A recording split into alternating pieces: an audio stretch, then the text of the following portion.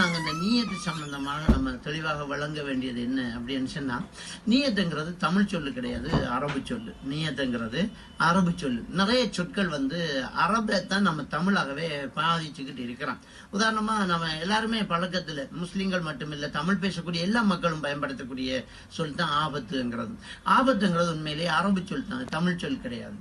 ஆபத்து அப்படிங்கிறது அரபு சொல்லு, சிறுவாலுங்கிறது அரபு சொல்லு, தஸ்தாவேஜ்ங்கிறது அரபு சொல்லு, வக்கீலுங்கிறது அரபு சொல்லு, ஃபாய்தாங்கிறது அரபு சொல்லு, லாயக்கு இல்லாதவர் அப்படின்னு சொல்லுவாங்க. இந்த பொண்ணுக்கு இந்த மாப்பிள்ளை லாயக்கு இல்லாத மாப்பிள்ளமா, அந்த லாயக்குங்கிறது அரபு சொல்லு.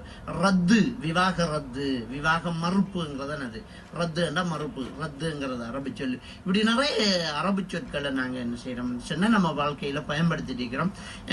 அதே மாதிரி ஒரு சொல்லுத்தான் இந்த நீயத்துங்கிறது. உண்மையிலே நீயத்துங்கிறது அரபு சொல்லு, அதனுடைய தமிழ் சொல்லு எண்ணம் கொள்ளுதல் அப்படிங்கிறது. அந்த எண்ணம்